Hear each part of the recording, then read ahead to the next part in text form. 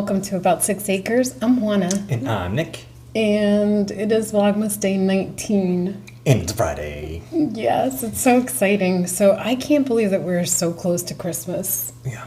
Like, 2 more days. we haven't done any Christmas shopping. No, I think we're gonna go. We're gonna maybe do some homemade gifts. I'm gonna go outside and pick some acorns.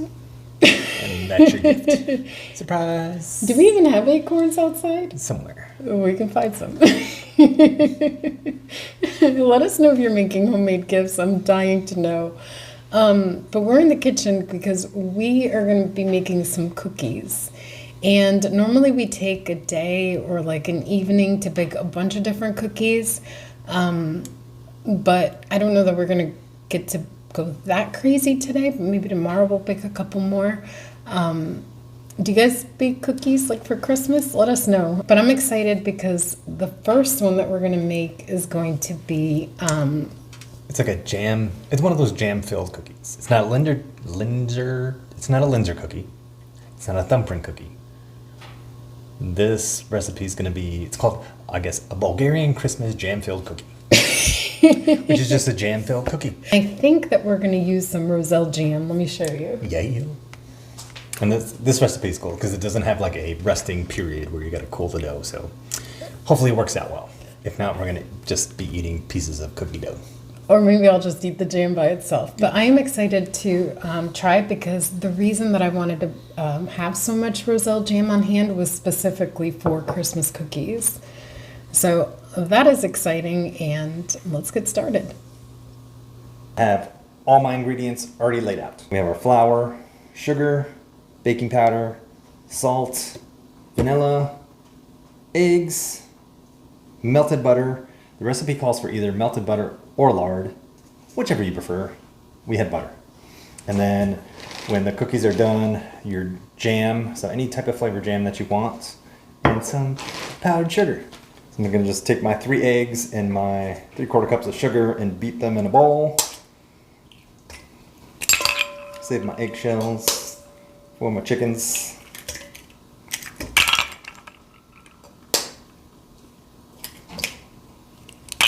My eggs, add my sugar, and we're going to whisk it up.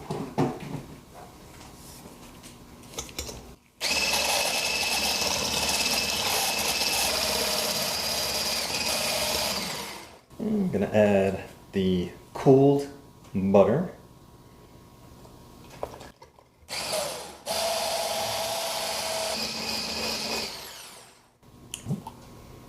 Gonna add in our vanilla. It's a teaspoon of vanilla. I have a half a teaspoon, so that's a half. There's your full. Then we'll whisk that back in. We're gonna do our dry ingredients. So we got our flour. We're gonna put in the bowl. We're gonna whisk in our baking powder and our salt. And then we're going to add it to our stand mixer because who doesn't like using a lot of bowls and making a mess while they're cooking cookies? Nick went and did all of this in separate bowls, but he's going to put it in to our stand mixer. Yeah, just because I don't think my immersion blender can, because it's supposed to be a firm dough, so that immersion blender is not going to be able to hold up to it. So we have the dough mixed into a firm ball, and now we're going to divide it into thirds. 350.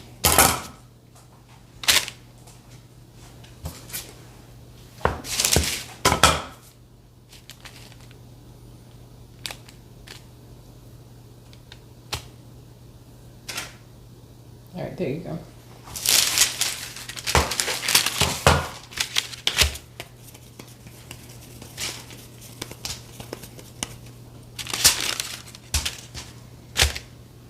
There you go.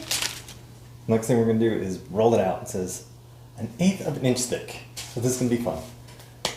Because I'm not the baker. So I'm going to see how well I do. Add a little flour.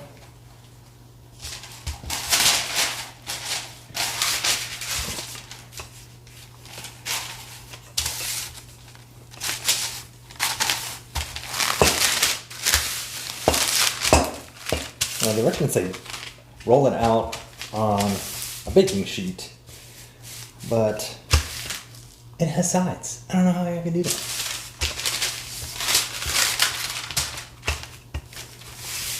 I don't know if that's an 1/8 of an inch.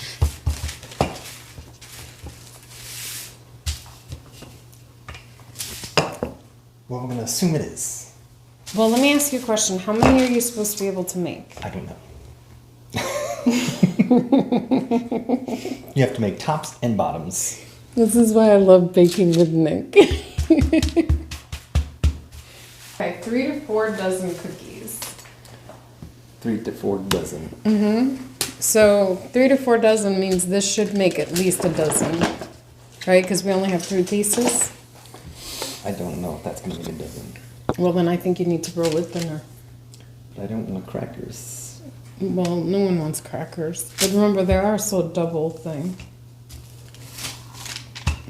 Let me see this really quick. It says to use like a 2-inch to 2.5-inch cookie cutter.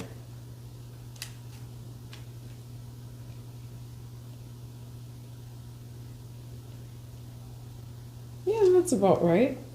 Was Okay. that 13? Yeah, but I mean, I just wanted to get a gauge on it. We can actually cut now.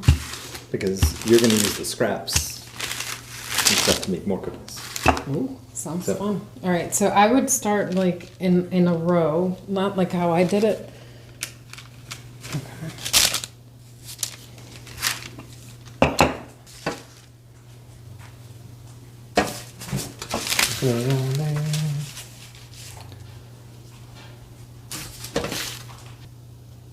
And we only have one cookie sheet. 'Cause we're awesome. And Okay. cook the ones with the holes and the complete ones. Let them cool. Then you put the jelly and then you put the tops on. Okay. So at this point we have our bottoms and our tops. We're gonna go bake them. So when something gives you a range, how do you do? Do you go with the upper range or do you go with the lower range? I'm gonna tell you right now, if it says 7 to 8, I'm putting 8. Nick goes with the lesser and checks. Yes, So this because time, there's a difference between being undercooked and burnt. So if you None go, of my stuff is if you go burnt. low, then you'd be like, okay, it's a little undercooked. I'll leave it in there until 8 minutes. But then I go to the 8 minutes and open it and be like, oh man, it's burnt. I should have checked at 7. And I guess don't what? burn things. We are at the 7.5 minute mark. And this is what they look like. I want to say that they're done. We got a whole assembly here. Josh is taking care of the Roselle Hibiscus jam on them. Nick is finishing up the shapes, and I'm going to take these and dust them with powdered sugar.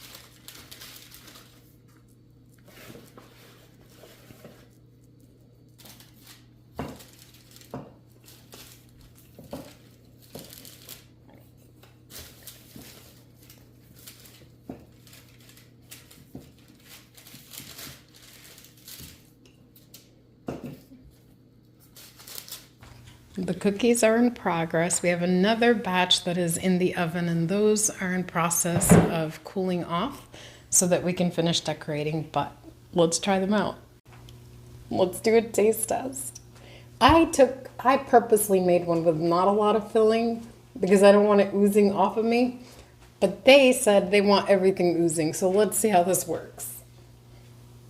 Ready? Mm-hmm. Oh, okay.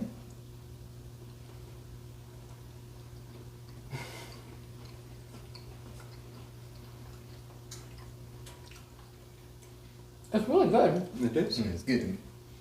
Simple and sweet. I love the fact that we didn't have to sit there and wait for like fridge time. And that was really, really nice, but it's very buttery. Mm-hmm. Yeah, I was worried that the melted butter would make it like spread out, but it didn't. It held the shape. Mm-hmm. But it is good. What else did they put in there? Is it?